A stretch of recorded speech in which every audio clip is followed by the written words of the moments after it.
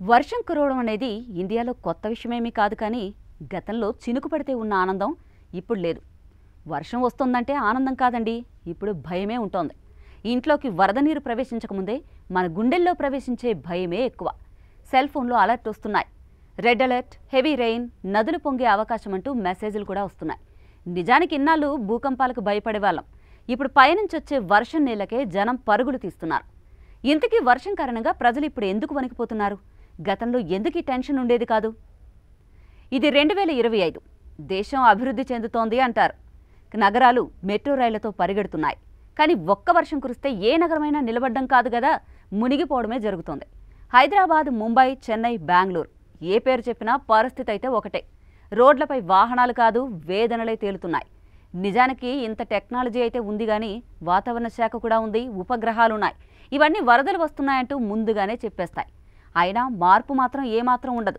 కానీ ఒక్కసారి ఆలోచించండి, పురాతన కాలంలో ఇదే వరదలొస్తే ఎలాంటి పరిస్థితి ఉండేదో?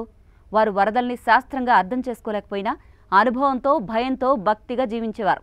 వర్షం ఎక్కువగా కురిస్తే ఇది దేవుని కోపమని అనుకునేవారు. ఊరు మొత్తంగా గుడిలో చేరి హోమాలు చేసేవారు. దేవుడి శాంతి కోసం ప్రార్థనలు చేసేవారు. చెరువులు పొంగితే, పొలాలు మునిగితే ఎత్తైన కొండలపైకి వెళ్లి తాత్కాలిక గుడిసెలు వేసుకుని ఉండేవారు. అప్పట్లో ఎవ్వరికీ ఫోన్ లేదు, నెట్వర్క్ లేదు, కానీ ఊరంతా ఒక్కటిగా ఉండేది. ఒకరి కోసం ఇంకొకరు తినిపించుకునేవారు. సహాయం చేయడమే మనిషి తమ బాధ్యతగా జీవించేవారు. విపత్తన్నా అందరూ కలిసే ఎదుర్కొనేవారు. తమ ఇంటి తలుపు తెరిచి గదిని పంచిన వాళ్ళు అయితే చాలామందే ఉన్నారు. కానీ ఇప్పుడు ముందు వరద గురించి నోటిఫికేషన్ వస్తుంది, ఆ తర్వాత ఇంట్లోకి నీళ్ళొస్తాయి, చివరికి సోషల్ మీడియాలో ఫ్లడ్స్, ప్లీజ్ హెల్ప్ అని పోస్ట్ పెడతాం. కానీ ట్యాగ్ చేస్తామే తప్ప చచ్చే వరకు ఎదురు చూస్తాం. ఒక ఇంట్లో ఒక వృద్ధురాలు చిక్కుకుపోతే పెట్రోల్ ఖర్చు డబ్బు మించిన ప్రేమ ఉండదు. మనిషికి నీటి భయం కన్నా ఎమోషనల్ టచ్ లేని మనసులే ఎక్కువ ప్రమాదం. ఈ కాలంలో వరదలు భౌతికంగా ముంచుతున్నా కూడా మన సంబంధాలు, మన అనుభూతులు, మన మానవత్వాన్ని కూడా మలినం పట్టించేస్తున్నాయి. పురాతన కాలంలో విద్య లేకపోయినా విలువలైతే ఉండేవి. ఇప్పటి కాలంలో విజ్ఞానం ఉంది, కానీ విలువలు మాత్రం ఏమైపోయాయి? అక్కడ దేవుణ్ణి శాంతింపజేయాలని పూజలు చేసేవారు, ఇక్కడ ప్రభుత్వాన్ని ట్యాగ్ చేసి సెల్ఫీలు పెట్టేస్తున్నారు. అక్కడ జీవించాలనే లక్ష్యంతో ప్రజలు ఒక్కటయ్యేవారు. ఇక్కడ జనాలు నీటిలో పడిపోయినా పై అంతస్తులో నిలబడి వీడియో తీసి షేర్ చేస్తున్నాం. నిజానికి ఆపదొస్తే దేవుణ్ణి వేడుకోవాలని చెప్పడం నా ఉద్దేశం కాదు. ఐక్యంగా ఉండడం కోసం నాటి ప్రజలు అలా చేసేవారు అని గుర్తు చేస్తున్నా.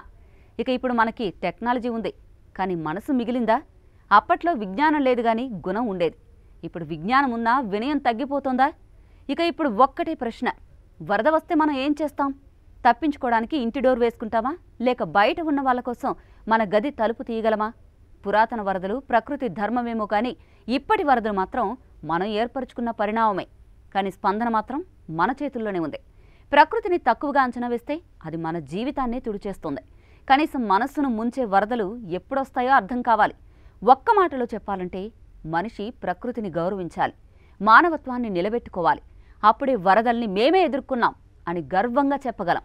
లేదంటే నీటిలో మునిగిపోయేది ఇల్లే కాదు, మనిషిగా మన విలువే. ఇది మనం ఇక ముందు నేర్చుకోవాల్సిన పాఠం కాదు, ప్రకృతి ఇప్పటికే మనకు నేర్పిన గుణపాఠం.